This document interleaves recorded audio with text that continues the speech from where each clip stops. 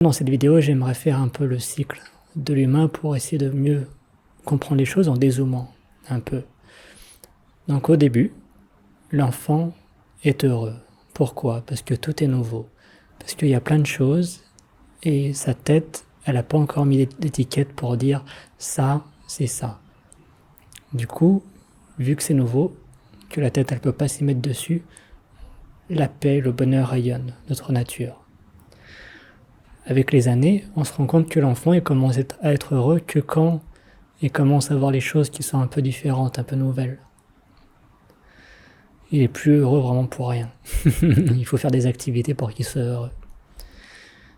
Quand on arrive à l'adolescence, là il y a un fort besoin parce que maintenant les 4 murs de la maison on l'a grandi, on les connaît par cœur et on a cette sensation au fond de nous que là le bonheur il est pas là. Il faut qu'on parte à l'aventure, il faut qu'on aille découvrir les choses. Il y a quelque chose à découvrir.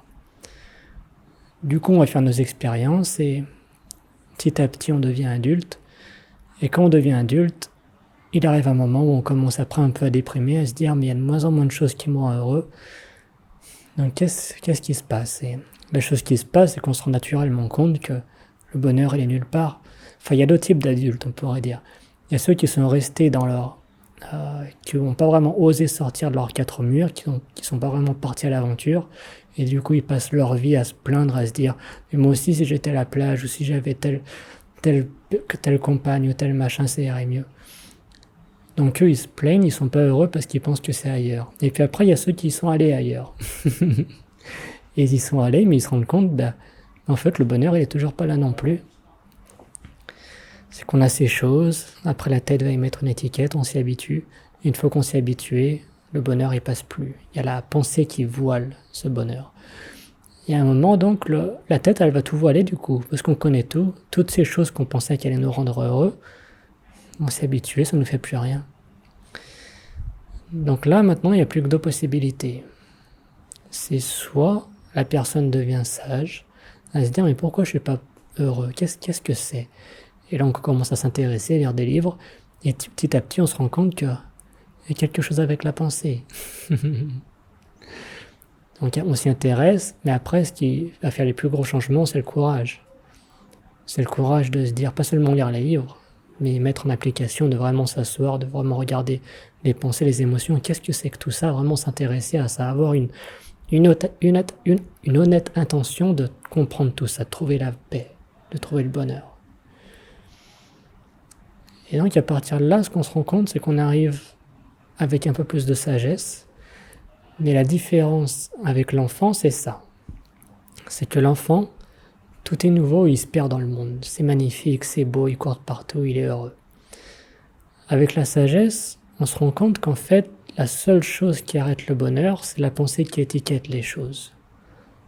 Par exemple, là, tu es assis sur ta chaise, tu te dis « Oh bah oui, ce son de l'oiseau, je le connais, là, ces 4 murs, je les connais, ça c'est ma vie, tu vois, il n'y a rien de spécial. » Mais que si après, avec la sagesse, tu comprends qu'en fait, pourquoi il y a rien de spécial, c'est justement parce que tu étiquettes.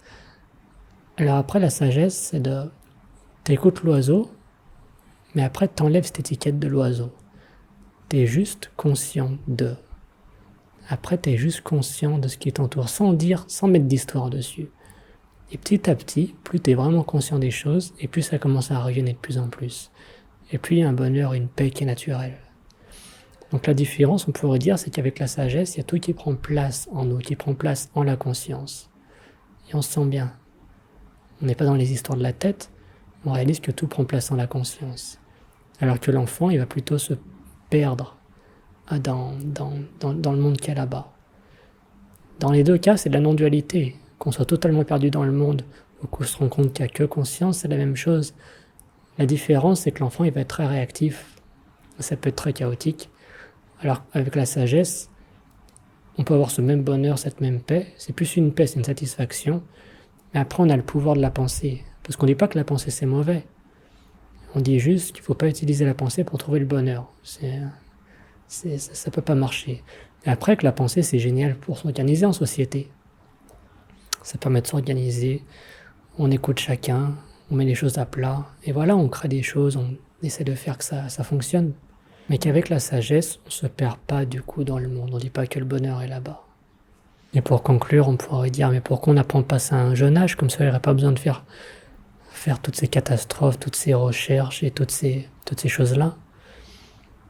Mais en fait, je me rends compte que c'est pas vraiment des choses qu'on peut apprendre, il faut vraiment se payer des murs. Il faut vraiment se rendre compte que le bonheur, il est nulle part. Il faut vraiment aller à cette destination que tu penses qui te rendra heureux. Il faut vraiment être avec cette personne que tu penses que ça te rendra heureux. Il faut vraiment essayer ces différentes substances que tu penses que ça te rendra heureux. Du thé, du café, du vin, des bières, peu importe. Et après, on se rend compte vraiment après que c'est de nulle part. Et quand on ressent cette déprime au fond de nous, j'arrive pas à trouver le bonheur, alors c'est vraiment là qu'il y a une honnête recherche de trouver ça. Quand on est adolescent, c'est pas vraiment honnête, parce qu'on est persuadé que c'est ailleurs. Avec l'âge, on se rend compte que non, c'est pas ailleurs. Il faut s'être payé assez de murs pour s'en rendre compte. Donc, si tu montres des vidéos comme ça à des personnes qui sont à fond dans le truc, ça les intéressera pas. Mais quand ils se seront payés assez de murs, ils reviendront. Parce que ça changera pas. C'est une sagesse qui est profonde. C'est que la paix, le bonheur, c'est qui on est. Ça rayonne quand c'est là. Quand tu vas boire une bière avec des amis, t'es heureux, ça c'est vrai. Pourquoi? Parce que c'est la pensée, elle s'est mise de côté, l'ego il s'est mis de côté. Quand tu vas à la plage, t'es heureux, c'est vrai. Pourquoi? Parce que voilà, la pensée, elle s'est mise de côté. T'es ébloui par ça et d'un coup, boum, t'es heureux. Mais la sagesse, c'est que t'as pas vraiment ces petits moments de paix, petits moments de bonheur que le vendredi soir et samedi soir ou le week-end quand tu vas faire un tour.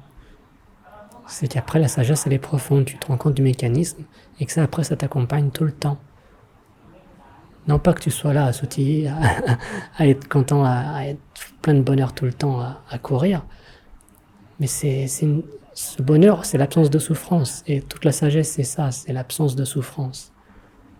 C'est quand c'est le lundi matin, t'es pas là triste parce que t'as pas ton bonheur du week-end. Mais tu peux enfin t'échapper de ce petit mot dans la tête. Non. L'absence de souffrance, c'est qu'après il y a une paix. Cette paix, c'est un bonheur. Le bonheur, c'est l'absence de souffrance. Et après, ça danse. Parfois, le corps, il veut l'exprimer.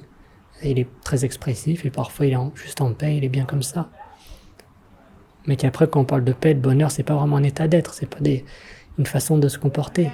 C'est profond, c'est derrière. La paix, le bonheur, tout ça, c'est la conscience qui est derrière. C'est serein. C'est ce qui observe les pensées, sensations, perceptions.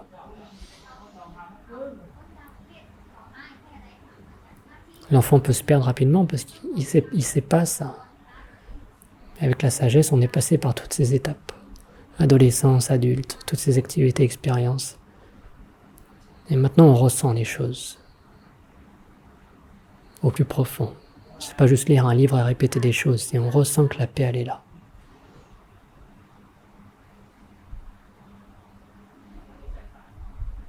C'est pour ça que tout va bien, ton bonheur, tu l'as pas perdu. Tu l'as pas laissé dans ton adolescence, dans ton enfance. Il est toujours là. Mais la bonne nouvelle, c'est que quand ce jeu mental, il va maintenant se calmer, parce que quand tu vas se rendre compte à quel point il est idiot, au bout d'un moment, il va s'arrêter de lui-même. Ben voilà. Tu auras la paix et le bonheur, plus le pouvoir créatif de pouvoir t'organiser, afin d'utiliser tout ce que tu as appris dans cette vie. Donc, dans tous les cas, c'est que des bonnes nouvelles, ce qui arrive. C'est pas perdu dans le passé. C'est tout déjà là et ça l'a toujours été. Quand tu avais 2 ans d'âge, 10 ans d'âge, 20 ans d'âge, toujours cette même conscience, toujours là à rayonner. La seule chose qui l'a bloqué, c'est le jeu mental, la pensée qui te disait que le bonheur était ailleurs. Maintenant, t'enlèves ce voile, et voilà, t'es juste bien. Ça a toujours été là. T'arrives nulle part, hein. C'est juste que t'enlèves. Et t'es déjà bien.